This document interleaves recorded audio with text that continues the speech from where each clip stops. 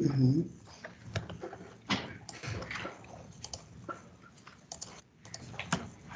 Hello, everybody. My name is Janet Arcucci. So I am a project manager for the middle area of the state, and I'm going to be talking today about TA forms as well. So we're here to get started.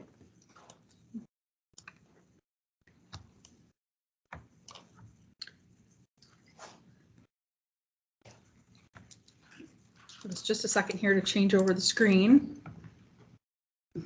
There we go. All right, so hold on, content.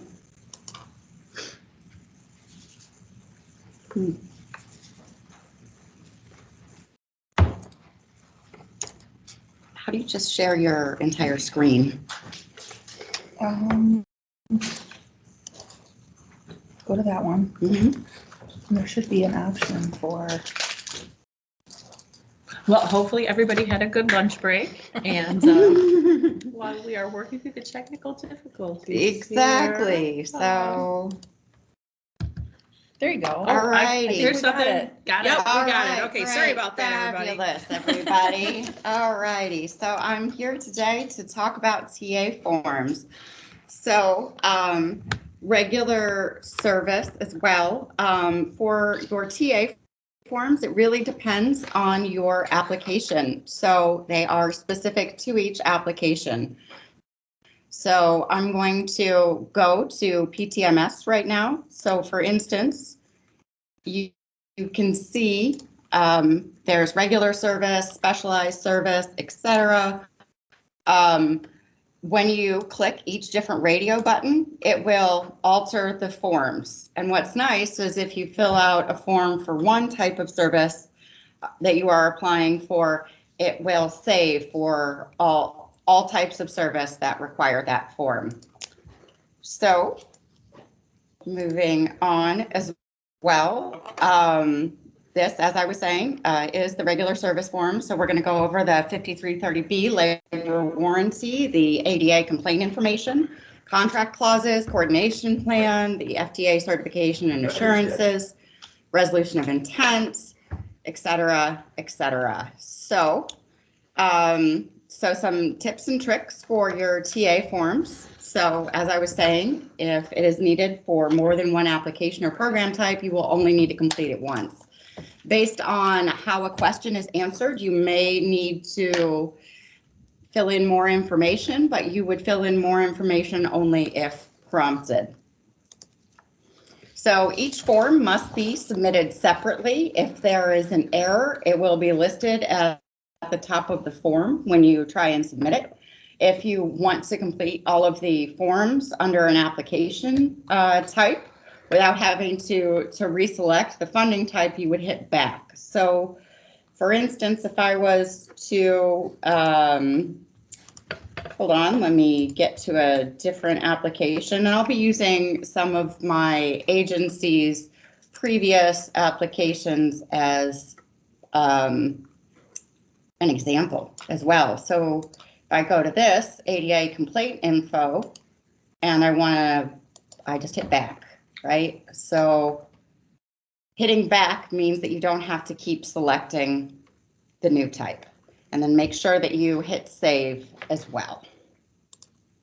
So for each new application, when you complete your application, so right now I'm currently in Big Rapids. I know Dawn is on right now, but for that, you would have your TA forms and you're going to want to hit create. So for each of the forms when you are filling those out. Moving on. Okay, so the section 53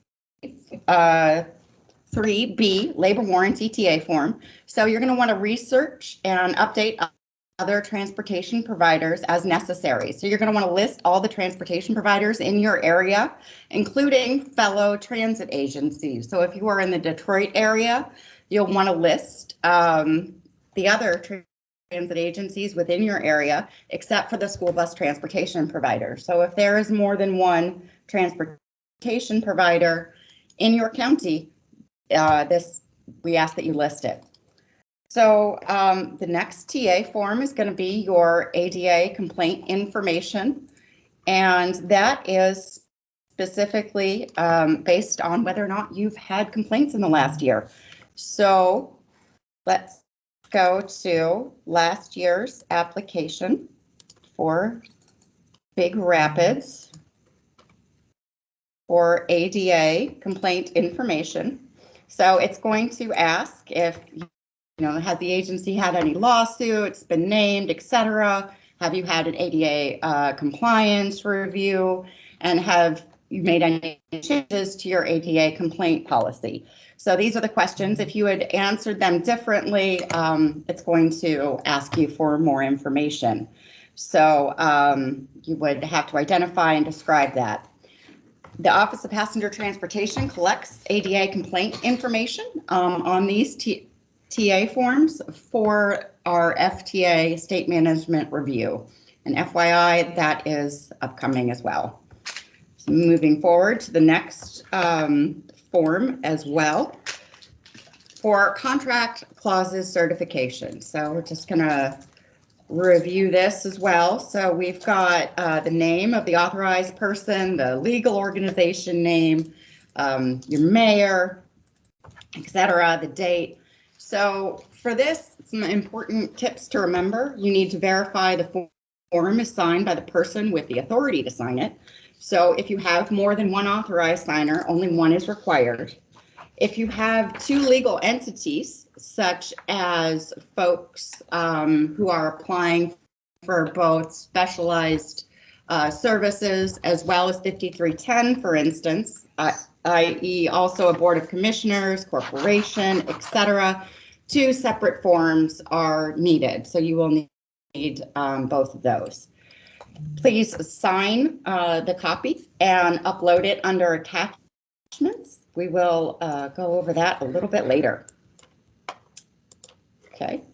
The next, oh, look, I'm clicking back just like you can as well. So for the coordination plan for the local bus operating assistance, scroll over here. You've got the name of your applicant, your services, your future objectives. Please provide adequate detail and current agency coordination services. Future year objectives should be reviewed and updated accordingly. Please don't copy and paste from your prior year application. Your project managers will go back and look at last year's application, and if it's copied and pasted word for word, we will ask you to alter it. Was there any questions or anything in the chat? Yes. So Marion was asking if there are insufficient description lines, do we attach additional description to the application? Well, I don't think that there's a character limit, for instance, on these applications. So you should be able to put the entirety of text into the application, I believe is the answer to that one. Mm-hmm. And then the other question was when they're listing out the other transportation providers, whether to reference for-profit providers. Yes, and yes. And then also, if you have specific questions about the type of providers that we need, it is listed very specifically in those application instructions as well. So for additional information, I would go to that form. That form is required by the Department of Labor, and that's who we submit it to. Marion, which field are you finding there's a character limit for? I'm saying there is no character limit. I'm so sorry. No, but she says, yes, there is a character limit. So I'm asking her, which field is she finding there is one for? Because we would need to know that if there's a problem with the form. Mm-hmm. Union info. Okay, so the union info as well for the 5339 labor form. So we'll go back to this. So for the union info, for instance, hopefully you can abbreviate the union names as well for the provider. So if for instance, there would be. So just real quick, if there is a character limit, and if you do have specific questions or issues as you're filling this out, especially because every year it seems to be PTMS has a new issue a new issue with the form, just let us know as well, and we can assist you with that as well. So, yes. So I guess the answer to that question is if you're finding a character limit with the union name, try to abbreviate as much as possible. Yes, that would be the answer. That is correct. Mm-hmm. Okay, moving on. All right, so the FTA certification and assurances. As has been discussed quite a bit, PTMS is from sometime in the 80s, so it's not exactly up to date. Unfortunately, what's happened is that it doesn't save the differences in the FTA certification and assurances from year to year, and they do change slightly every year, and we need a copy of that, of you folks signing it. So what has been a new requirement last year, and it also will continue for this year, is that we need you to print the certification and assurances and attach it as well. So you fill out your legal applicant name, you check the box, and then you right click and you hit print. You save it to a PDF and you attach it. So it does not need to be signed. And then make sure that you obviously check the box to agree to comply with all of the requirements. So going back, the state certification and assurances is also very similar. Again, you're going to want to check these boxes that so you agree to comply with the applicable requirements. This one you do not have to print, but it does have to be completed as well. So the next one that we need to talk about is the resolution of intent. So this has a lot to do with the pre-application planning.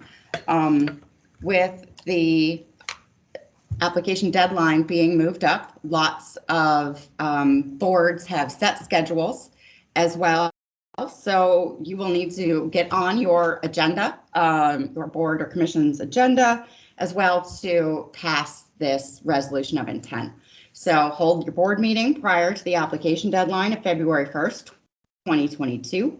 The resolution needs to be signed by the secretary of the correct governing body. The original copy should have a stamped and seal and or authorized signature. Your total expenses listed should correlate with the budgeted OARs as well. And if there is a significant difference, we may ask that a new resolution be completed or the budgeted OAR to be adjusted.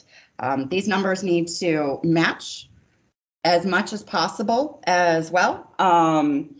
Also, please confirm that the correct legal act is listed. If you have a question about which legal act your agency is under, please contact your project manager. And then you're going to want to upload a signed copy under your application attachments. Now, with the new master agreements just going into place, we have also asked that everyone complete a new signature resolution. So it was hopefully been updated for your newest signature resolution. And then one more item about your signature resolution.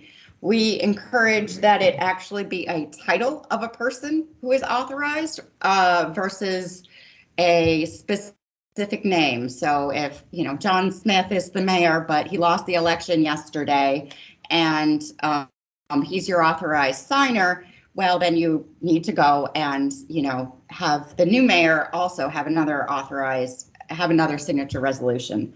So the easiest way is to just have your mayor or whomever be your authorized signer.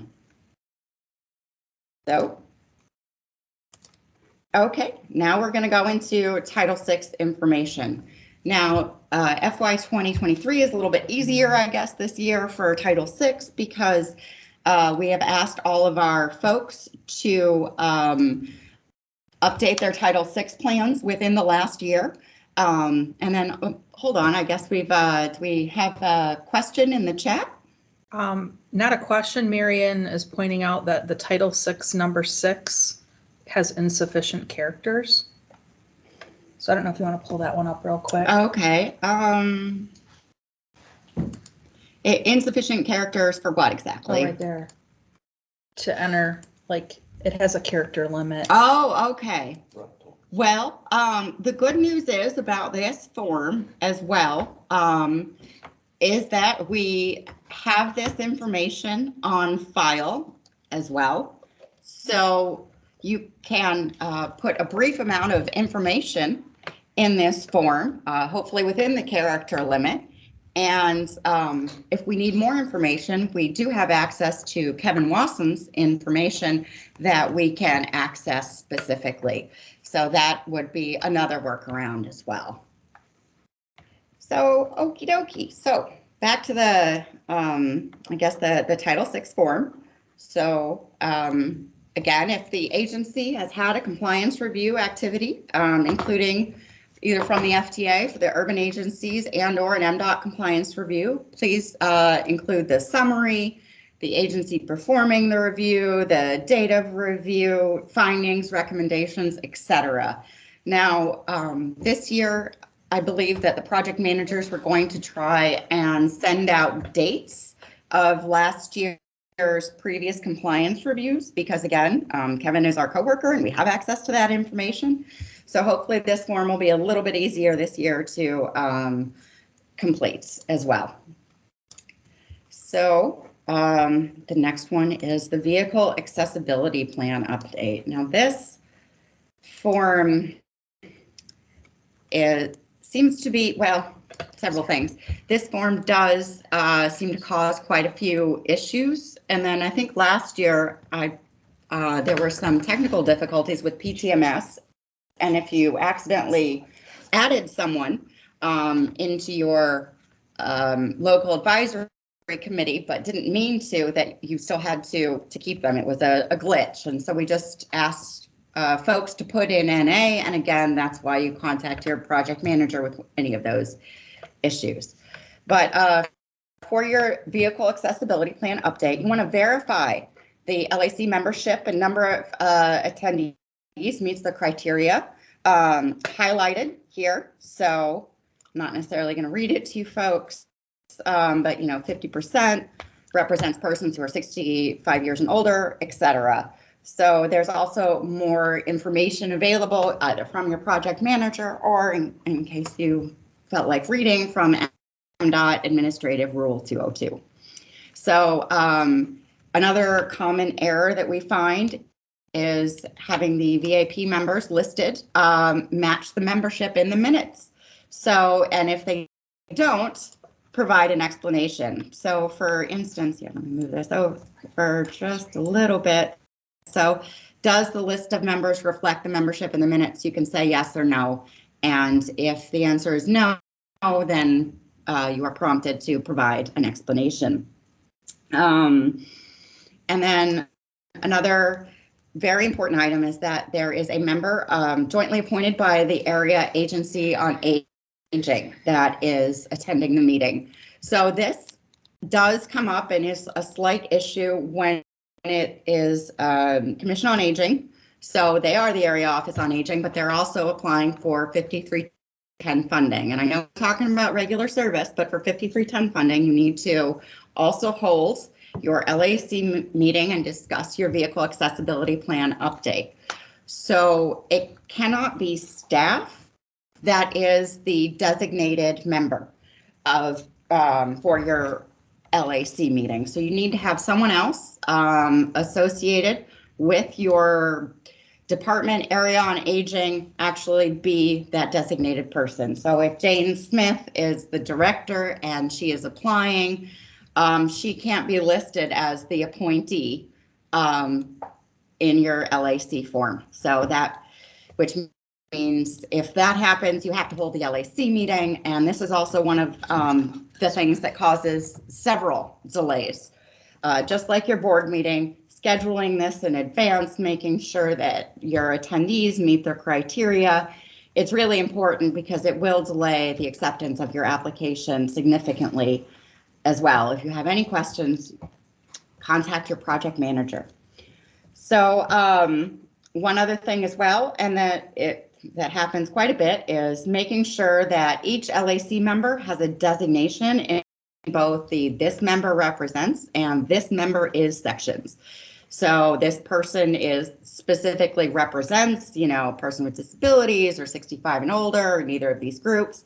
It also needs to have a checkbox for "this member is." So for instance, if I was appointed, if I was on the LAC meeting and I was over 65, but I actually represented people over 65, that would need to be clicked to be designated as well on the radio button. So, yep, we've got a question. One question in the chat regarding I believe Marion's talking about "this member represents." Yes. She's asking that it only accepts one field for each person, and that is true. You can only select whether the person is representing some persons with disabilities, whether that person is representing persons 65 and older, or neither group. Well, right? Yes, that is correct. Now, usually that the person is, it doesn't necessarily have to be, I guess it can be both if they're area office on aging, but I don't think. But they can only select one. But you can only. Which one is more appropriate? Exactly. So, I mean, I think that it just really depends. And if you can only select one, just again, select the more appropriate one. Exactly. And then there also is a question about the number of, do we include only revenue vehicles in the number of vehicles? Yes, that is correct. Only revenue vehicles, not equipment. And service vehicles or administrative vehicles are equipment. Unless there's a passenger paying, or it's making a trip in which money could be collected or should be, unless there's a policy, then it is a revenue vehicle. Great questions. Thank you. Okay, so moving on as well. Okay, so now we're getting into the signed minutes of the LAC meeting. So as has been mentioned, I will reiterate, we can't have the staff members signing the LAC minutes. They need to be signed preferably by the chair, but at the least a member of your LAC, and uploaded. So again, please hold this LAC meeting prior to the application deadline of February 1st. You need to say in the minutes, discussed the vehicle accessibility plan. So the other information is nice. And we are very glad that you folks are coordinating and doing all of those things, but the bare minimum requirement is that somewhere in your minutes, it says that you discussed the vehicle accessibility plan. So the LAC members in the minutes must match the BAP form, TA form. Note any absent members that in the minutes, and then also consider identifying other transit staff and guests in the minutes, but list those separate from the LAC members. And then we've got a question. I want to add one more thing. The minutes, if you could add what comments were made by the LAC members would help a lot. Typically there aren't any, which is fine, but if there are comments, we would like to see those reflected in the minutes. Mm-hmm. Yep. Perfect. Fabulous. So as I was saying, you're going to want to upload a signed copy under application attachments, and the minutes must be signed by an LAC member. Did we have another question in the chat? No, not at this time. Okay, I don't see any hands either. So. All right, that's great.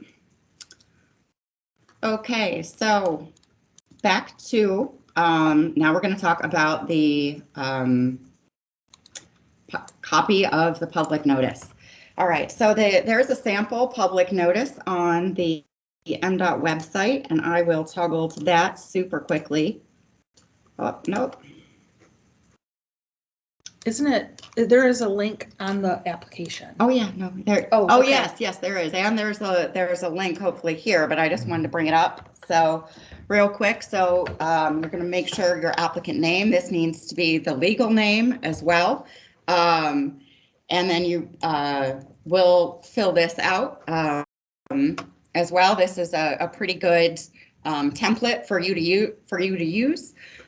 Please verify that all operating and capital projects you are applying for are included under each program. So for instance, if for regular service, you are applying for 3 vehicles, you would put that you are applying for 3 vehicles under 5311 funding, or 5339. 5339 probably. Yeah, Yes, I'm sorry. yes, Yeah. 5339. Yes, yes, Yep. sorry. 5339. I had to think for a minute too. Yep, for 5339 funding, but even though you do regular service, perhaps you would like to also apply for a 5310 vehicle in your area. You would also put that there. What is important is what isn't included as well. You don't need other contracts, local funding, the fare box. You need, but you do need to list what you are applying for in the year. Also make sure that the Title VI language is included. If you do use, I can zoom in a bit. Hold on just one moment. Whoa, nice and big for everybody. But make sure that you include the Title VI language, which is right up here as well. So just to make sure that you are in compliance, because we don't want you to republish as well. Also make sure that you list the correct fiscal application year. Oftentimes folks will copy and paste from a previous year especially, but make sure that you update the fiscal year, because if you submit a public notice that is for your FY22 application, I'm going to make you republish that because it's not, it's for FY23. So really, we just want to make sure that everything's correct. The easiest way as well to get a sign off to potentially save all agencies a headache, any issues, is to send it to your project manager. It's not a requirement, but it is strongly encouraged. As well, we usually run it by, sometimes I at least run it by more than one person, just to make sure that it looks good and everything's fine. I will also go into your draft application, make sure that your capital requests are also listed, just so that everything matches. Because this is one of those things that takes a lot of time and money and is not an easy fix. Did we have a question? Nope. All righty. There was a question, but we answered it in the chat. Oh, okay. Is the affidavit required by February 1st? And the answer is yes. Yes, it is. Okay, so here's another thing that also does trip people up. So you need a 30-day time frame for the public to review it. Now, we do advise that you also include an email address, because it's going to be 2022 in under 2 months, and most folks have email by now. I don't think it's going away anytime soon. So, however, you can actually have them write in comments, but the 30-day time frame for public review needs to be after the publication date. So if I publish my public notice on Friday, I'm not going to say that they could have started reviewing it, the previous day. And then I also want to make sure that the last date for the public to notify the agency of any comments needs to be the same date as the last date to review the application. So you're not, for instance, going to say, if you want to comment, you have to tell us that you want to comment in 15 days, but you have 30 days to review the application. So those timeframes really need to match. That's another one that we catch quite often. It's a very common error that can be caught by just sending your draft public notice to your project manager in advance. So it saves you time and all of that. Oh, can I comment? Oh, real yes, quick? go ahead. One other problem I've seen with that too is even if your project manager reviews that public notice and confirms that the dates all are jive and they all work, if then you wait 2 weeks to put that in the paper and now it's published a couple days after your 30-day period and you didn't change the dates in your public notice, you see what I'm saying? And now it's published and then your 30-day notice started 5 days earlier because you didn't update your dates before you put it in the paper. So make sure that if that's the case, that you're updating the dates. Exactly, Yep. exactly. So when you submit it to your newspaper, make sure that your first date to review is after the date you submit it. And especially after the date that it's going to be published. Yes. Not even submitted, published. So this is, I mean, we just can't drive this home enough because I think all of us have had agencies that have had to republish, and it's inconvenient for everyone. And we just want to provide the public a good opportunity to comment on these applications. Okay, so once it is published, either the publication or the affidavit, which has been discussed, it needs to be uploaded as well. And it needs to say so-and-so public notice as well. It needs to be named appropriately. So, oh, good. Here we are at the attachments. So you are going to need, for regular service, you're going to need several attachments. So you're going to need your FTA certifications and assurances. You're going to need your signed contract clauses. We will need your signed resolution of intent, your signed LAC minutes, including any LAC member comments or acknowledgements, etc.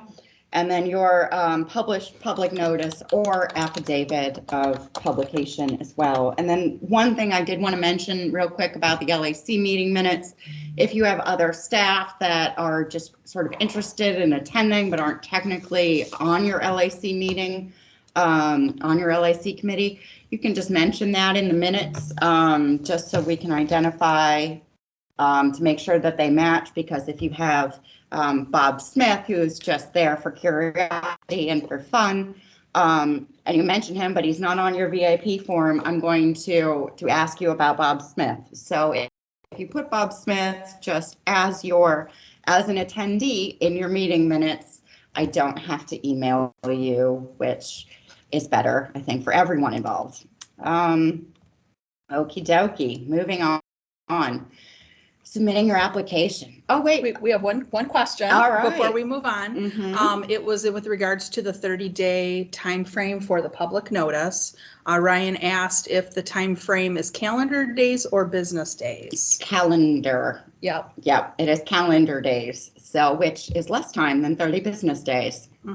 And some months have less or more days, so you do really need to count them out to make sure that you don't short yourself. Exactly. A day. Fred, did you have something? I have nothing. No. Nothing? Okay. All right.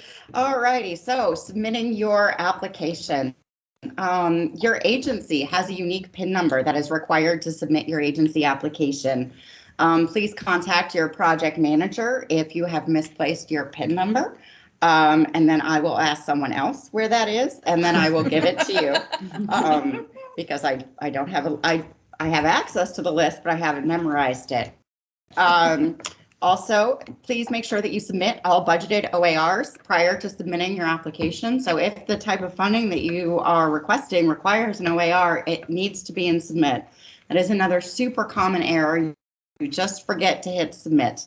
So I have to then unlock your application, and then you go and hit submit, and then you resubmit your application. And so it's just easier if you submit that first. We did have one comment as well. I have a question, actually. I can't remember, Fred, you covered this, but this is a question maybe for everyone. Which funding types require a specific budgeted OAR? So we've got JARC, New Freedom, Specialized Services, and regular service. Okay. So those four, those are the ones that require a different OAR. Yes, Yep. That is correct. Or budget, I should say. Exactly. Thank you. No problem. So now we're going to go over the 6 other funding programs as well. So we've got 5310, Specialized Services, JARC, and JARC stands for Job Access Reverse Commute. This has been grandfathered in, so no one who is already a recipient can actually get this funding, but we're going to cover it. Also, New Freedom funding, Service Development and New Technology Funding, which is SDNT, and Marine Passenger. So as I said, 5310. So your pre-application tasks, again, you are required to do an LAC meeting for your 5310. So you're going to want to schedule that, but you're also going to want to make sure that all of your vehicles have been driven a minimum of 520 trips in the past year per vehicle. This requirement is being waived for fiscal year 23. Again, with COVID and waxing and waning service levels, we are waiving it this year because we know that we're in unprecedented times. Okay, vehicle mileage. Now, if vehicle mileage was not updated for some reason between October 1st and 15th with the 5310 performance measures report, we do ask that you update your vehicle miles between January 1st and 15th. Now, I usually suggest to my agencies, even though they've updated them in October, it is nice to get them in January as well. So I do encourage that, but it is up to it is completely up to you as well. So your capital request. So you're going to want to select the 5310 funding source from the drop-down menu. If, for instance, you are in a region that has rural task force money and you are eligible for it and you're allocated that, you're going to want to check that, select that from the drop-down menu. So let's go back to a different PTMS application. So just to really quick see what a 5310 capital request looks like. So as you can see with the program, we've got section 5310 and whether or not it's going to be, replacement, expansion, etc., the descriptions, those types of things, vehicles. So with this, for instance, when you're completing this, if again, you were eligible and were getting some rural task force money, this is where you change the funding type. So there's a drop down box, etc. So you hit the back button. That's very, very helpful. Moving on. So let's go to TA forms. Oh, we have a question. We do have one question in the chat from Gary. Mm-hmm. If multiple riders are being transported at the same time, is each rider counted as a separate trip? Yes. Mm-hmm. Yes. That's scary. That is correct. Okay. All right. So for TA forms and other requirements for 5310, now there's not an OAR for 5310. So what we have is we have this budget form. So this is, sorry. So this is going to cover everything within your agency, not just the funding received by MDOT. So back out of that. So please make sure that your budget is balanced and all funding is shown. So the next one is the general information. So for that, please make sure that your projected ridership field is populated and, sorry, there we are. Okay, so that your, the ridership fields is completed as well for your non-financial data. So, and then it'll ask what your vehicles, what you intend to do with them as well. So, back it up. So so you can see the differences between the forms it populates versus section 5310. The forms specific to 5310 include the coordinated plan information, the general information, the budget data form. So those are just for 5310. The other forms, and general information, I think I said, are a part of other funding programs as well. So for general information, let's look at that real quick. You're going to want to verify PTMS as well. So moving on. We have one question from Vera, has her hand up. Go Okay. ahead, Vera. Yes, you put 80% of the ridership was elderly and 20% was handicapped. But what if, you know, we're for senior services, so what if 100% of our seniors, they're elderly, and then will we still put like 20% of those elderly or 30% are handicapped? Is that what you want? Or does it have to be equal 100? It's dependent on your current ridership. What I was just showing was just an example of an agency that's already completed their form. So that's specific to their agency versus what's specific to your agency. Well, I understand that, but it asks for elderly. So like 100% of mine are elderly, but then it asks for the handicapped. They want to know what percent of that elderly have handicaps? Or can I just put 100% elderly and leave it at that? So is that for the coordinated plan information or the general information? Where you were just at, right down there, where it said, yeah, right there. Yep. So there's an asterisk. So I'm going to guess as well. This would be detailed further in the application instructions of how you would estimate your percentage of ridership. So we can get back to you on that. Do you guys have a? I'm unless Andy's still on there and she can remember, I'm pretty sure if they have a disability and they're elderly, it'll get counted on both. Yeah. So Is why it would not. So is it by population? Well, hers is a commission on aging, so all hers apparently, for Iona County, must have been elderly too, but she broke it up into 80 and 20. So that's why I'm wondering. Okay, well, there's an asterisk. good question. Yep, we will get back to you on that of your estimated percentage of ridership. Okay. All right. Thank you. It's a great question. Oh, okay. So moving on to the 5310 coordinated plan.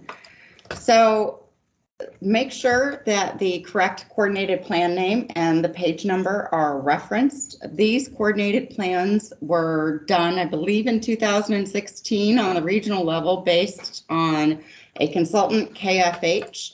And if you need a copy of your plan, contact your project manager. Hopefully you have that.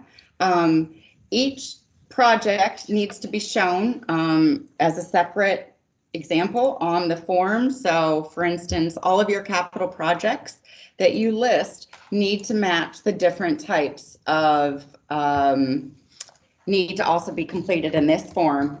So additional information and implementation, a timeline, etc. So for each of your capital requests, we do require that you complete a separate project description for each of these items. So that's 5310. I really think that the main thing that really trips people up with 5310 includes the making sure that their LAC meeting is scheduled and meets and is appropriate. Also, the public notice as well needs to fulfill those requirements. So again, contact your project manager for additional information. And Andy has her hand up. Okay, go ahead. Sorry, I wanted to confirm this before I answered. No, like I took my hand down. So the number of people, if you have elderly people, the number of passengers 65 or older who board public transit. And then for disabilities, it's the number of passengers not defined as elderly who have a physical or mental impairment. So if all of your passengers are elderly, over 65, then you're going to have 100% that are elderly. And then zero disability. Right. Okay. Okay. Well, yeah, because we don't have the option of elderly with disabilities on that, our form, right? Right. Right. It's So it's one or the other. So if they're either elderly or they're persons with disabilities. Vera, does that answer your question? Absolutely. Thank you. You're welcome. fabulous. Thank you. Any other questions on 5310 before Janet moves on to specialized services? Okay. All right. So specialized services. Specialized services is oftentimes actually operating funding. So lots of folks get specialized services operating funding, but they still need to apply for some vehicles. So what happens is you usually apply for both. You apply for specialized services for operating funding, and then you apply for 5310 for vehicles and equipment. So that's pretty important. Also with specialized services, there's another couple of funny things having to do with subrecipients as well. So this year for subrecipients, a couple of my agencies used to apply individually, but the actual contract was with a different entity. So we're going to ask the overarching entity to apply instead of the subrecipient, and for you folks to work together to complete those forms as well. Also with specialized services, oftentimes it's a different legal entity. So a board of commissioners, that type of thing as well. We are working on developing a much better FYI and explanation of this program, and that should be out in the next year as well. But in the meantime, back to the TA forms. The budgeted OAR and the specialized services /5310. So you only actually have to complete 3 different forms for this. It's actually one of the easiest, relatively speaking, funding types to apply for. So let's quickly look at the budget data form. So you're going to have your revenue, your contract bears, etc., your local funding, your state funding, federal, other, and then going down the list. So a good way to also look at your non-financial schedule would be to compare the prior year OAR for reasonableness and provide a comment if significant changes from the prior year. This is also one of the funding programs that requires an OAR.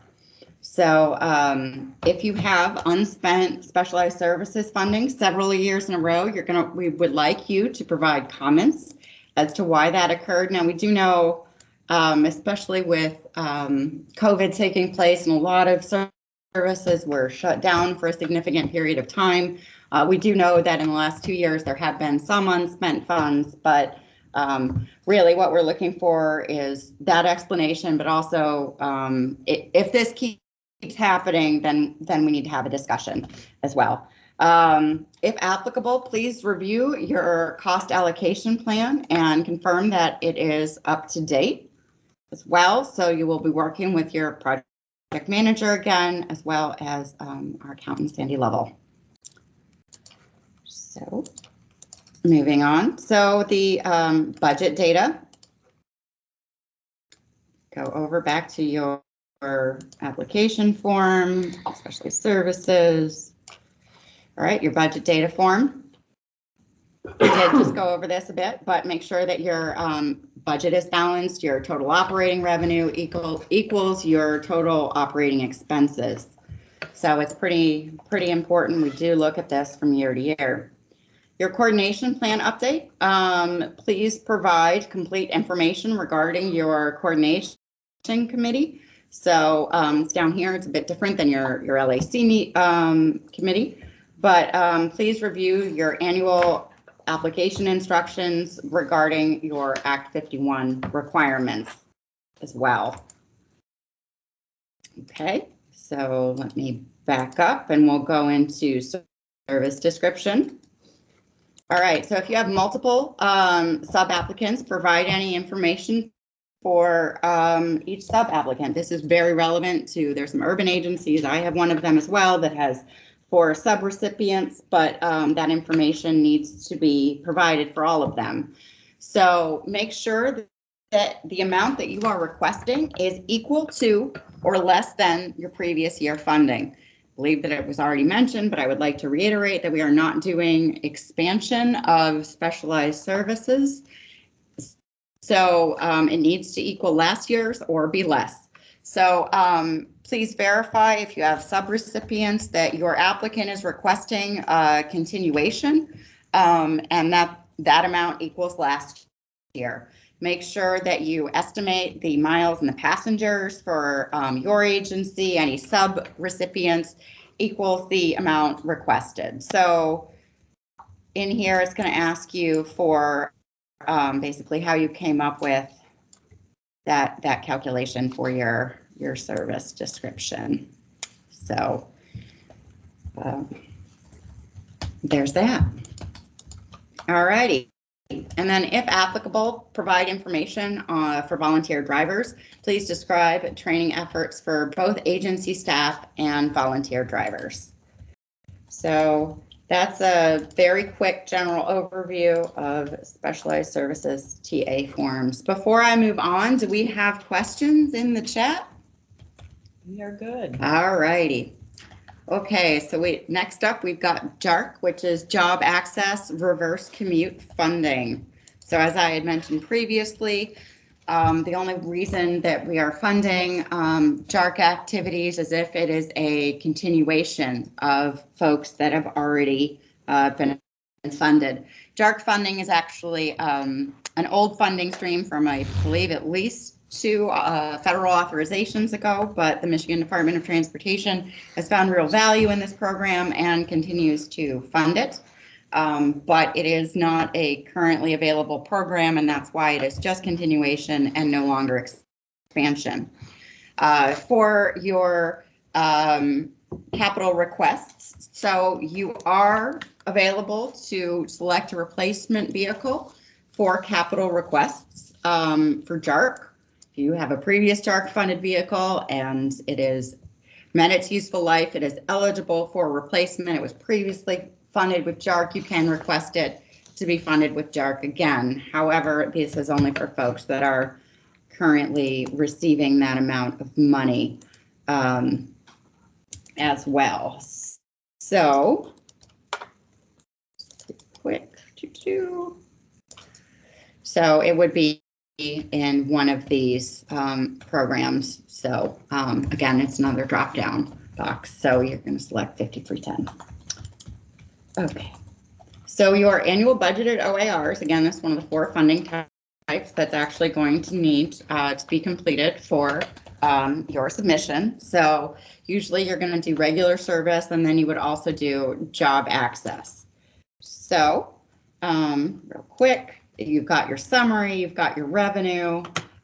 Please make sure that if a comment is required, so quote, explain in the comment field, make sure that that's populated. Ensure that the passenger fares are backed out as an eligible. Make sure that your JARC revenue is using the appropriate codes right here of 41399, which is 50% federal, and 41199 is 50% state. Please review all cost allocation for accuracy. If they need to be updated, please let us know. So that is your JARC OAR. Next up, we're going to go to TA forms. So the specific forms for this that aren't really included include the project summary JARC. So that form, your TA form, is unique and specific to this program. So you will need an OAR and you need your project summary form for JARC. So you view that and then you list basically the type of project, make sure that the split is 50% federal and 50% state, your project implementation and timeline, and then create a separate form for each project as well. So for instance, if you were going to just continue doing what you have been doing, you would complete that, but say a vehicle is eligible for replacement this year for JARC, then you would complete a separate one, separate project for JARC. Okay, before I go on to New Freedom, do we have anything in the chat? No. Nope, all righty. Someone has their hand up. Oh, Yeah. okay. Hello. There was a screen that you went by very fast, and it sounded like it had something to do with budgets because you said there's the regular and then there's the JARC. Yes. What So, screen was that? Could you show me that again? Yeah, so that is the annual budgeted OAR. So we've been talking about those. Oh, okay. It wasn't a separate form. It was just this menu. Okay. Yes, yes, that is correct. Yep. All righty. Okie dokie. No other questions in the chat All right right. now, so we're good. All right, great. Moving forward. Okay, pre-application tasks. Make sure that your coordinated public transit human services transportation plan and or updates have been submitted to MDOT and on file as well. So hold on just one moment. Let me get to another one of my agencies. Talk about this one. Okay. So for your capital requests for New Freedom, you're going to include requests for replacement or expansion vehicles, equipment, and or the mobility management program. As I've said several times, the FY application cycle will not include any expansion activities, but do complete the priority section 5310 only box based on the type of project. And then you're going to want to select 5310 New Freedom funding source for the program and from the drop-down list.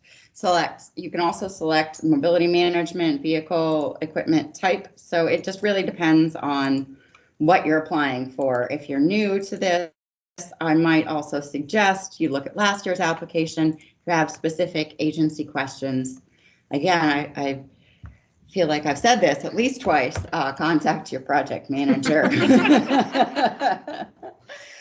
All righty. So capital request continued. If the request is for mobility management, you're going to want to include a detailed description. I know one of our future tasks as well is to more accurately define what mobility management is and also what qualifies as well. This slide does have a very detailed description of what the mobility management is and how that is furthering mobility within your region. Well, and I actually took that from an example of one of my agencies. Yes, I thought so, and it's great, but again, it's very specific. So the direct costs and the marketing and the travel and the meals, etc. Right? Not we're gonna fund 10% of Jane's salary with this. End of story. Like that. Not like that doesn't work. We're going to ask you for quite a bit more information. All righty. Oh, annual budgeted OARs as well. So again, it's one of the 4 funding programs that require it. So ensure that your passenger fares are backed out as ineligible. The revenue schedule, it's going to have these 2 different types of funding codes. And then all of your funding codes are going to be in your revenue and expense manual, which is large, but there is a very handy dandy revenue and expense manual at a glance. I highly, highly recommend you utilize that when you complete your application and or maybe even print it out, have it up. It will help you with completing these. New Freedom revenue should be recorded as 41399 and 41199. Again, please review your cost allocation plan for accuracy. Send an updated copy if you need to update it to your project manager. So back to the TA forms. Okay, we've got specific forms just to this one. We're going to talk about the certification of local match. Right, second one. Thank you. Yep, it's all kind of starting to blend together. So, okay, so for the certification of local match for operating, make sure that you list each partner and their local match, their contribution in whole dollars next to their name. So we want you to actually identify who is providing the local match. And then we would like that you verify the proper amount to match the 50% federal request. It's all right if it's a bit more, but it needs to at least be 50% for operating. The in-kind match used, so the method used to compute the hourly rate. So for this example, it's going to have a specific calculation that's going to equal that. It's not just this number, and because we will ask you to correct it as well. So the other form going back is going to be the general information. Verify PTMS, your projected ridership field must be populated, especially if you don't submit non-financial data on your OAR. The other specific form to this includes the project summary form. So for each project, we need a separate description. So the project name, continuation or expansion, the amounts, federal, state, etc., local funding, so the general area served. So for each one of your projects, we will need a separate description. So please verify that the funding split is correct of 50% federal and 50% local. Mobility management is actually 80-20, so 80% versus 20%. Ensure the correct coordination plan is named and the page number is referenced. The project implementation and timeline. Please explain how the project will be implemented and when it will be implemented as well. It is a good idea to look at last year's application for reference, but we don't want you to actually just, copy and paste. This really is, we want as accurate information as possible. And as I've said, we're going to want you to do a separate description for each. And then it's also important to note that we are not funding any expansion requests for New Freedom this year. So if you currently receive $30,000, you can't necessarily ask for another 10 because we are just funding continuation. All right, before I move on to service development and new technology, do we have any questions? Nope, we are good. Okay. Nothing in the chat, no hands. All righty, sounds good. Got 2 left, hang in there. All right, exactly. And Maureen is only 1 page, yes. So that's great. Well, at least for me. So for SDNT, again, it's service development and new technology.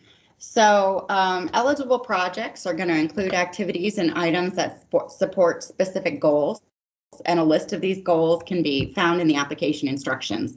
So this funding type is really good for planning studies. So for instance, if you went out for a millage yesterday, being at election day, and your voters said that, yes, we will renew your millage and we will increase it.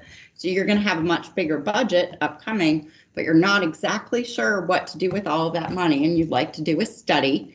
This funding type is a very, very good fund to apply for, basically a study. It is not available, however, if you are not a public transit agency and do not have vehicles, equipment, or facilities that have been funded with federal and or state funds.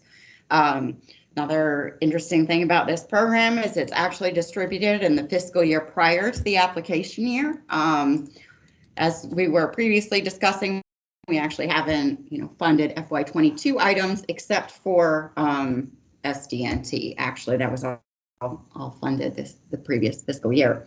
So you'll get your money really quickly if your application is successful. That is correct. So please make sure that you review your project objectives, deliverables, the established time frame. So most of the application is actually in the TA form and the service development new technology application. This is where the majority of this funding type you complete. You're going to need a title, you're going to need what you're going to do and your deliverables as well. Basically your milestones, and then we also require that you provide letters of support. So if a smaller agency is applying for this to study increased service, but they're not the major transit agency in the area, we're going to ask that you get a letter of support from that agency as well. On this form, we will also need your project budget requested as well. So make sure that your project objective addresses all questions on the TA form and that your deliverables, milestones, budget information are all answered completely. The Title VI information, all recipients must have a Title VI approved Title VI plan. The good news is that we reviewed all Title VI plans last year, so yours should be up to date as well. Although we do encourage you folks to look at it periodically to make sure that it is still accurate, especially if you reference specific staff names and not their titles within your plan, because that does change fairly frequently. Another thing that's important is if you are applying for this and you are in an urbanized area, we do require that you include this in your unified work program with your MPO. So for the application fiscal year. So usually the transit agency will work with your MPO to update the unified work program. It is slightly tricky because you're not necessarily guaranteed of funding when you apply. However, it does still need to be included in the unified work program for us to award you this funding. So please coordinate with the MPO to ensure that the plans are submitted to MDOT. And then Heather, you had a comment? Oh, and I just wanted to say we are asking to let your project managers know now if you are planning to apply for that funding so that we can take the necessary planning steps and coordinate with everybody ahead of time on this. Yep, just because like you folks with your boards, lots of MPOs have different approval cycles and their committees. Their unified work program is usually updated once a year. So the earlier that you can get out ahead of the coordination with both OPT, the Office of Passenger Transportation, as well as your MPO, really the better. So for the last slide, really just want to briefly discuss, well, I'm sorry, my last slide, not the last slide. Y'all thought you were about to leave. So for my last slide, we do require letters of support from your local transit agencies, local coordination committees, and boards within your geographical areas affected. So we do want to make sure that that coordination is occurring, that folks are supporting what you're applying for as well, especially in regions, because there are several in the state with several different types of transportation providers. Did we have any questions before I turn it back over to Tina? Doesn't look like it. All righty. Well, then hearing none for this. Turn it back over. Okay, we are going to cover marine passenger here quickly. This will be really quick. I don't know if we have any ferry systems on the call today, but I only have one slide to go over. There's only three major differences or unique tasks that ferry systems need to do with their application that we didn't already talk about, that we covered under like regular services. With capital requests, most capital requests will fall under the marine passenger. You're going to select marine passenger. In some cases, if you have rural task force funded projects, you're going to select the STBG field instead of marine passenger if you have a project that's funded with rural task force funds. With regards to the budget for ferry systems, you are going to record your revenue using codes 41101 for state operating, and that's going to be at 50%. And then you will record the other 50% with a local fare code, how your system records it. I know some of them do it just slightly different with the local or their fare revenue.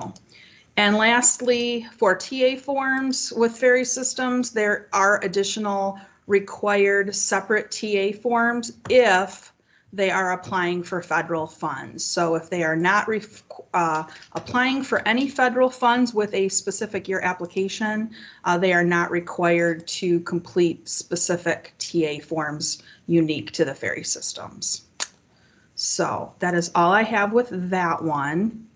And real quick before I turn things over to Fred to kind of wrap things up, I just wanted to encourage everyone to stay on the line and participate in our Kahoot question. It's going to be a great summary. We have about 20 questions that are going to cover everything that we've talked, not everything, a good part of what we've talked about and shared with all of you. So it's going to be a really nice review and recap of everything, and it'll be fun. So I encourage you to stay on and participate in that. So with that, Fred, it's all yours. Oh, well, thank you. Well, so let's just say that you submitted your application by the end of January. January 31st at midnight. So in the meantime, after you submit it, then our work really begins. And so then for the next couple of months, we're going to be reviewing your material and your documents and seeing if there's anything missing or any corrections that need to be made. And typically, if there's nothing major wrong, we can fix it pretty quickly and get our comment letter out. If there's a issue with your resolution of intent or your public notice or something like that's going to require some additional scheduling, a little additional planning, then it could add on another month or two. So that's why you see that time of March to May.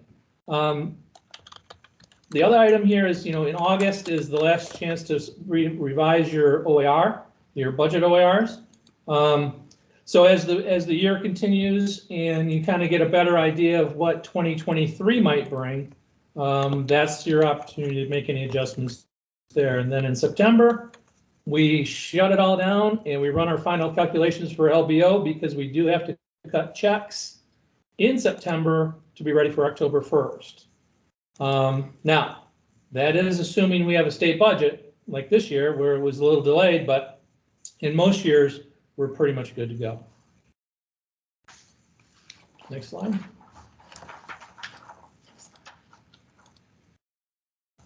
So here's the big wrap up, the big finish. Schedule meeting. So your LAC board, your governing body, let's make sure we get those scheduled and taken care of prior to the SMIL date. For updates your mileage and your VRR for your vehicles, and make sure the local sales status is reviewed. For capital requests, we want 4 years, certainly all eligible vehicles added. And then, of course, if you need to check the JobNet. For your budget OARs, let's make sure we've got the correct state and federal amounts. We've got all the required comments. All ineligible costs are backed out. For TA forms, let's make sure those are complete and if need be printed or saved and uploaded. And then, of course, please make use of the checklist. The group here put a lot of time into creating those, and I think they'll be advantageous as you walk through your individual application. And I think now it's time to put a little frosting on this burnt cake. Yes. And questions are our favorite. So before we go into the Kahoot, we just wanted to open it up for any questions on anything we talked about today.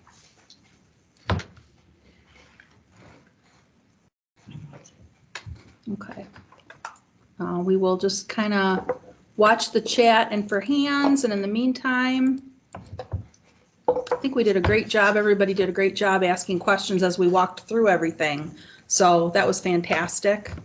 At this time, do you want to explain? Or just go to, they just need to open a different browser window, right? Right. And go to www.kahoot.com. And I'll put the link. oh, Heather's going to share the link in the chat if you want to just go to that. And I'm going to. Who has a question? Farah. Yeah, I just want to say that, you know, I've been doing PTMS for about 10 years now, at least. And so I'm pretty familiar with it, but this has been very helpful. And I really appreciate your having this class. And I did learn things from it. So I just want to thank you. That's all. Well, Thank you. Thank you, Vera. Okay, let me see. How do I do this now? This is my first time here navigating the Kahoot, so, oh, and looks like we have another, oh wait, no. Is that still Vera's hand up? Mm-hmm. Yeah. Okay. So I think if I just share my screen, Yeah, sure. is everyone able to get to the Kahoot website and where you hit play? And then it should ask you for a code. Yeah, I put the link in the chat. So if you just click on that, you And just I gotta am get your bringing- game up on the screen. Oh, here it is right There here. it is. Oh, there we go. Yep, so we're gonna wait a little bit here, so to give you guys a time to, I know there's like 60 some people on this call today, so I'm gonna watch as you guys put your game pin in. There's a game pin that should be on your screen now that I've shared. 1397597. Yep, we got some coming in here. You're gonna put that pin in and give yourself a name. It can be your name or it can be just whatever you want to call yourself today. Something clever is also appreciated. Yeah, something clever. No profanity. No, but there is a character limit. FYI. Yeah. We've got 12 people. We'll give it a minute or two here. And like I said, this is going to be a nice little recap to kind of quiz yourself on what we went through and what you learned, and just as a reminder. And Confused. Uh-oh. if you're confused, someone's confused. Oh, no. Well, we'll have to have a follow-up. Yeah. Call check. Call your project manager. I hope confused isn't Tina's not their project manager. Oh, yeah, let's hope not. So we got 24 people. It's about half. We'll give it another minute or so because I don't want to start this until everybody's ready to go. And I will tell you that Kahoot ranks your answers based on getting them correct, of course, but also with how quickly you answer the questions. But I do caution you to make sure that you read the answers completely, because some of them might be a little tricky. We may have done that on We purpose. may have been sneaky with our answers, so. Got 31, still a few more coming in. We had fun. We had fun with this one. Yeah. The link's in the chat. Go to that website, put the game pin in, and your name. All right. Okay, I think we're, Every time still I a few, say, I oh, know, it's we're a- like, we're gonna start it, but then a couple more pop in here. All right, we'll start. Good. 7 Oh. people in the. Okay, we got 33 people participating here. Okay. All right, let's go. Yeah, let me know if something tricks up, so. Okay. What tools and resources should you use when completing your application? Application instructions and letter, a new checklist for funding type, your PTMS help guide, or all of the above.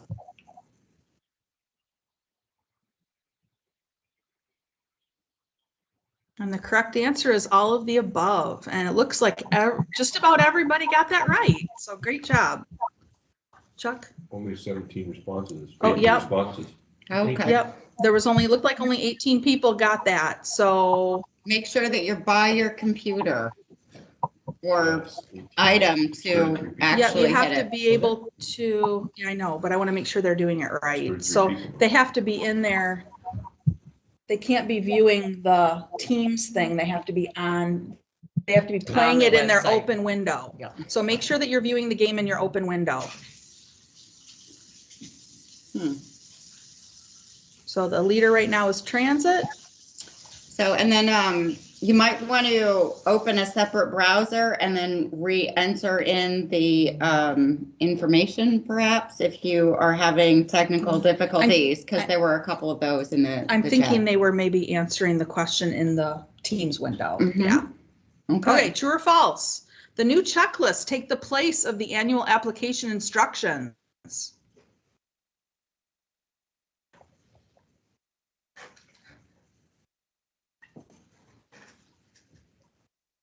False.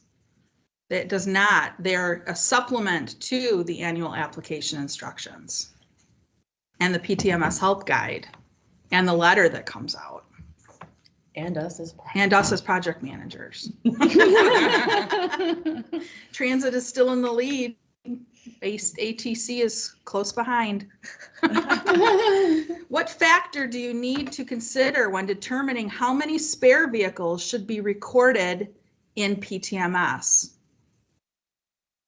Subtracting the number of disposed vehicles, subtracting the number of 5310 vehicles, subtracting the number of vehicles in local sale, or subtracting vehicles that were originally purchased with local funds. Tina, can you hear me? Yes.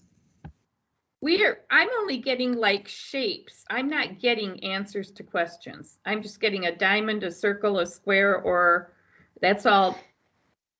I have Kelly here with me and she's doing it on her phone and she has the same thing. So we're not able to answer. I'm thinking I heard this complaint before and Andy recommended you go out and come back in again.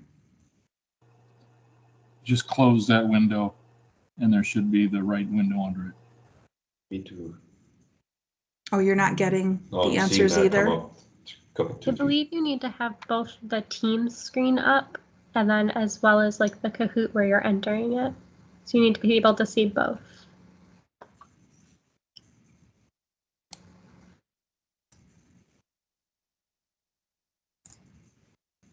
Are you seeing it now?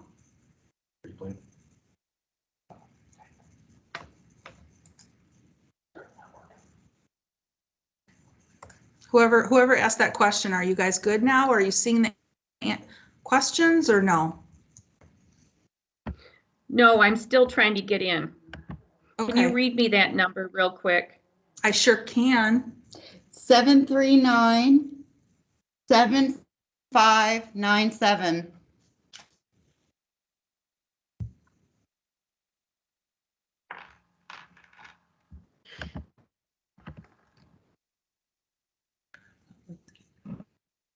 Okay, next question. It says, wait, sorry, my nickname's taken. Just put in a different name. JUL is in the lead after that last question. Okay, so here's the next question. This is a multi-select. What reports do you need to check prior to requesting your capital projects? Select all that apply. What reports do you need to check?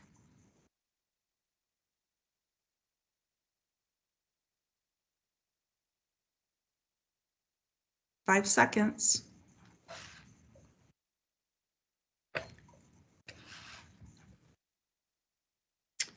The STIP TIP JobNet report, and the vehicle inventory report are the correct answers. And after that question, transit is back in the lead. Because okay, the next question, equipment and or facility improvements need to be entered into PTMS when above what dollar amount?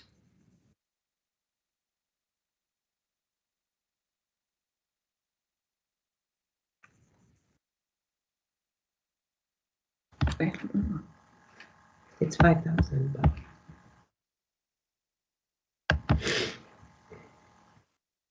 And the correct answer is 18. Oh my gosh, $5,000. 18 of you got that right, so great job. And after that question, ATC is in the lead. How many years worth of capital requests does an agency apply for? 1, 4, 5, or to infinity and beyond?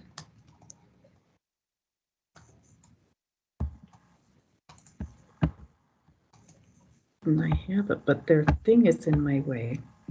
But see, this is in the way. 4 is the correct answer. Yes, you might. 4 years. And And ATC stays in the lead with transit right behind. How do you enter the dollar amount of a capital request for a vehicle under the STBG Small Urban and or CMAQ program? So you got a dollar amount. How do you enter that as a vehicle capital request?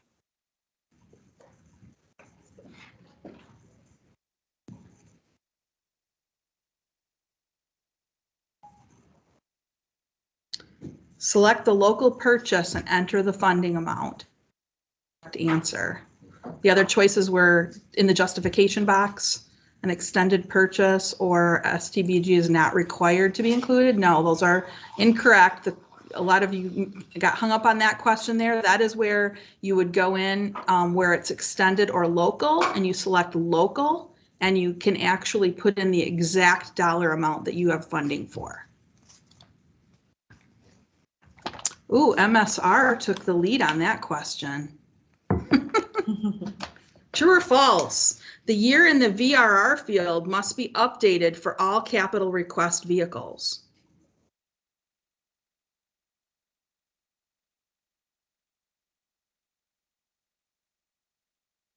The VRR field must be updated. That is false.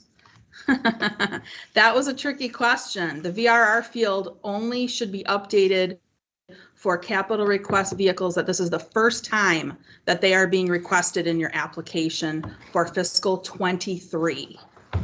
So if they were requested last year in FY22, you leave them alone. You just do FY23. Yep. MSR still on the lead. What pre-application tasks should be completed prior to the due date of February 1st?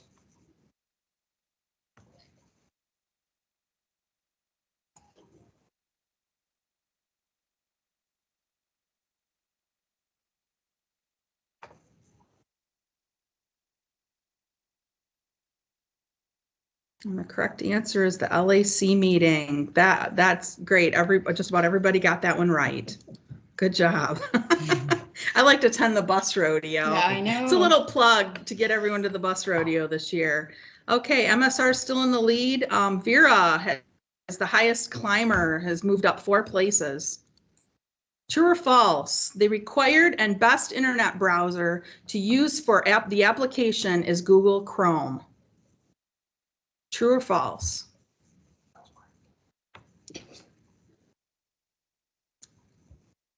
That is false. The best internet browser, the one that we recommend, is Microsoft Edge.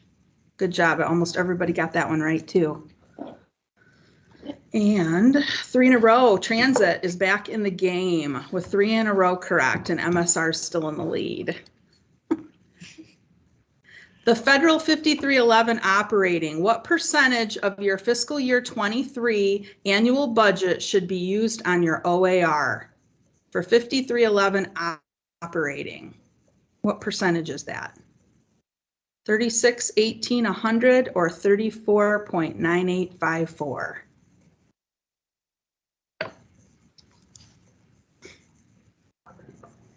%, is the correct answer. Yep, the 34, that I believe is LBO for 23, correct, Yep. for rural Yep. agencies. Yep, Yep. so, yep. Yep, and And no MSR's, guarantee of 36% yet this year. six players have reached an answer streak of 3. That's good. What % increase to your budget will require an explanation?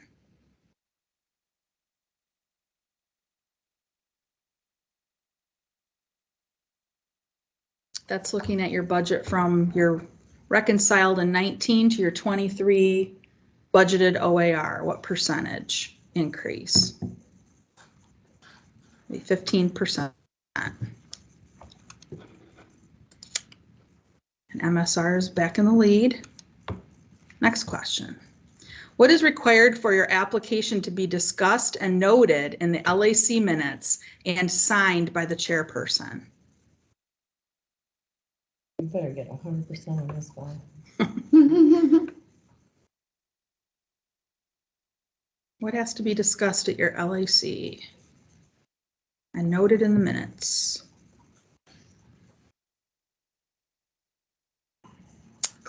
Close to everybody. 15 got it right. Vehicle accessibility plan. Good job. MSR still got the lead. Multitasker has a streak with 7 correct answers in a row. Good job. Your LAC members listed in your meeting minutes are required to buy you lunch, match the members listed on the vehicle accessibility TA form, match the additional contacts listed on your PTMS profile screen, or be in attendance. It's a trick question. Match the members listed on the vehicle accessibility TA form. That's, I think, one of our, I think almost every agency has problems with that, making sure that the minutes, the members listed in your minutes match the members listed on your vehicle accessibility TA form. MSR multitaskers coming up fast. I have 6 more questions. What date do you use on the Title VI information TA form for your agency's last approved Title VI program? What date do you use for your last approved Title VI program?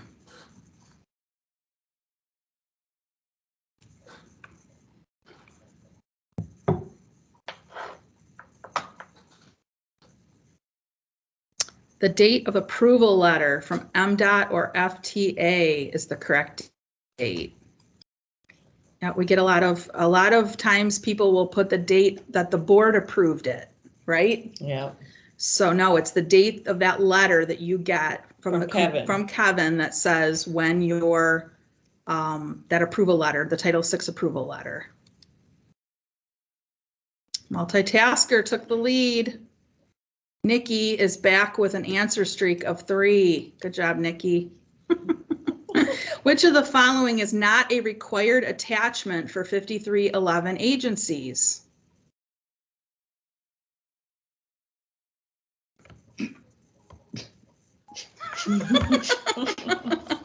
Man, I hope everyone gets this one right. I know, I hope everyone gets this one right.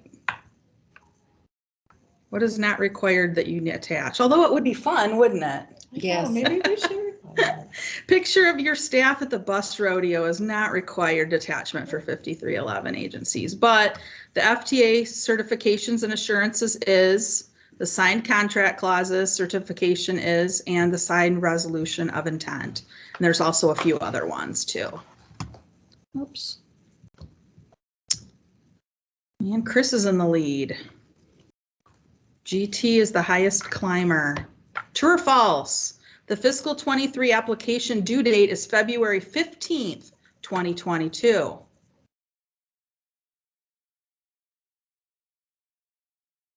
If everyone does not get this right, they did. Yay. Yay. Good Good job. The due date is February 1st, 2022. Can't find my mouse. Hold on. There it is. Chris is still in the lead. Multitasker has the highest answer streak of 11. Great job. The multi-select. What format of your public notice can be attached to your application?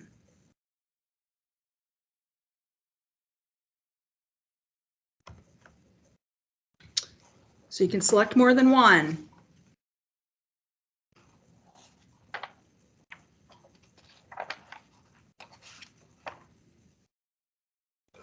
The correct answers are the copy of the published public notice directly from the newspaper, keyword is published, and the affidavit of publication.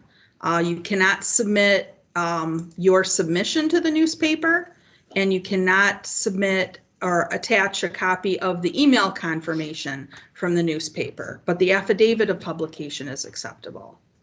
And the reason we asked this one is because there's a lot of folks that'll just attach what they submitted to the newspaper and not that official.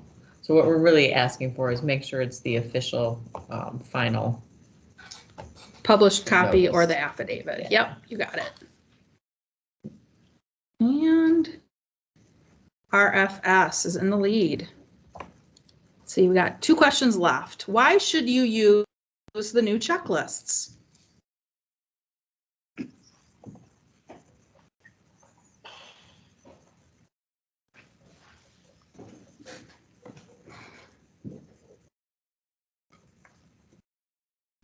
Well, it has to be number 1.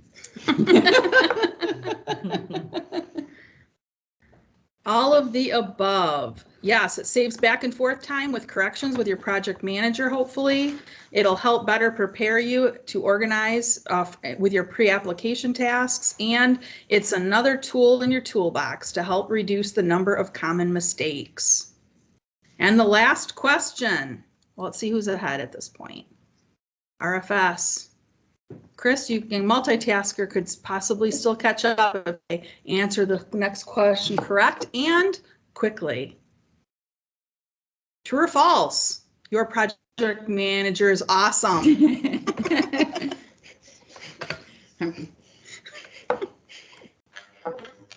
Well, they all answered really fast. I'm scared. I'm scared. Oh, good. Oh, wait. 2 said 2 false. said no. Oh. We'll be talking to you later. Yeah. Well, thank you. Okay, let's see who won. In 3rd place, we got 17 out of 20 correct, multitasker. 16 out of 20 correct was Chris, and 17 out of 20 correct, RFS. If the 3 of you want to put your name and the agency you work with in the chat, we'll send something to your inbox, to your email. Okay, and I wanted to thank everybody for playing. And with that, I am going to go back to the presentation here. Give me just a second.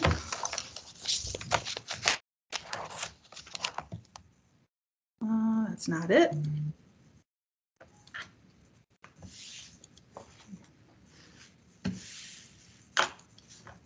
There it is. Sorry, apologize for the delay here.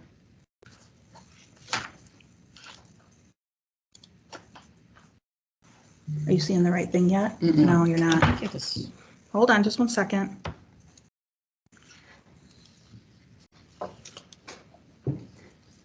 There, no.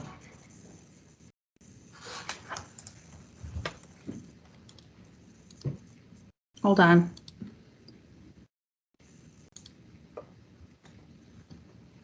Well, we just wanted to There we thank go. everybody for participating today. I know it's been a long day, but hopefully it had a lot of good information, and you guys walked away with something, anything to help you with this upcoming application round. But we just wanted to throw out a couple of different training opportunities that we do have available, and we do try to make available on a yearly basis. That does include our MDOT 101 training, which is put on usually by Valerie Schultz, our supervisor. Accounting training, put on by Sandy Lovell. Compliance, put on by Kevin Wassam. Procurement by Dean Peterson. Janet Geisler sends out invitations for monthly tech talks. And then we've got this crazy newly developed annual application training that we're gonna hopefully, we'll take a look at everybody's responses, see if we can improve, and hopefully this may be a thing we start to do on an annual basis as well. And I know that, I'm not sure, Kayla, do we have the evaluation form ready to put it in the chat, or are we going to email that out to everybody? We have it ready. Okay, so Kayla's going to share an evaluation form in the chat. You can grab it there, and we'll probably follow up with an email as well, just to make sure we get any comments, suggestions, how we can improve, things that you would have liked to have spent more time on, things like that. Anything you can share to help us make this better for next year, or the things that you like that you want to make sure that we keep and repeat and do again. So great, yeah. Just wanted to do another plug for the MDOT 101 training for those folks that are new. I mean, this is a deep dive in everything you could think of as far as what you would have as a new executive director or staff transit member would have to do encountering us and MDOT and regulations and funding and, oh gosh, everything. We all, the new 3Bs here in the room today, took it the first week we started, and I mean, it's invaluable. And the manual has been updated, and so it's got a lot of good information and organized pretty well. And Valerie just does a great job putting that on every year. So if you're new and haven't taken it, yeah, please consider signing up. And I didn't mention on the couple slides prior, you don't have to go back, but if you do go to the MPTA website under training, that's where we usually will upload the specific dates and times of when we'll put them on, and then also check our OPT weekly expresses. We'll have those in there as well. And then that training manual can be found on our website. I don't know if you can remember all the way back to around 9:30, but when I was showing you the MDOT website, those tabs down towards the bottom of the pages under resources, that's where you will find that MDOT 101 training manual if you want to take a look-see. But yeah, once again, on behalf of all of us, I mean, here at OPT and especially us project managers, we do really do appreciate you taking the time out of your day. We know how busy you are, and we do hope, like I said before, we do hope that you've been able to take something from this and check those checklists out, because I really do think that they would be a great resource for you this year. And we'll stay on the line for a couple of minutes here if anyone has any last questions that you thought of. We're happy to stay on and answer anything that you want to talk about. So yep. Thanks, everybody. Yep. Have a great day. Oh, there's a hand. Yep. Let's see, who is that? That is Ryan. Nope. Yes, Ryan. Do you have a question?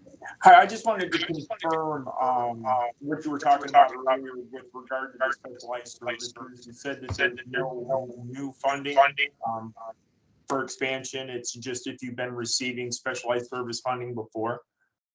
Yes, that is correct. Yep. Yeah, we were able to find some additional funding for that a couple of years ago, and the amount was raised a little bit. Are you talking specialized services? Yes. Yeah, so specialized services for years has not changed. It's been stagnant. I don't know what the total dollar amount, but nobody had received any increases until 2 years ago. It did get increased by their yearly allotment got increased by around 17%. And that is a legislative decision. That's the legislature that decides that. We have had specialized service groups. I think they go every year, and they testify to the legislature. And I wouldn't know any other way other than MDOT has a support of anybody who needs increases. But that is a legislative line item.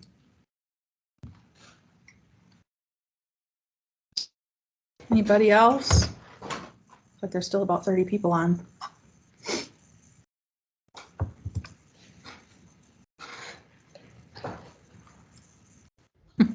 Are you there? We're here. Yep. So I actually just took this job in October. Haven't even seen the application yet, but I do appreciate the class because at least I have a little bit of oversight. I've talked about it with some of the people here, but the person that's done it in the past for several years now is gone. And I am counting on Fred Featherly a lot. I've talked to him a couple of times and he's super nice. But I just wanted to come on and say thanks for the class. I'm sure it's going to be helpful once I get looking at it and get to see actually what you guys were just talking about. So I just want to thank you. You're very welcome. We'll be in contact. You've got his number. Fred's not afraid. Okay, well, no other questions. I don't see anything in the chat here. So we're gonna sign off, and if you think of anything else, contact your project manager and we'll contact your project manager. We're gonna have t-shirts made. Yep, we sure are. Have a great day, everybody. Bye.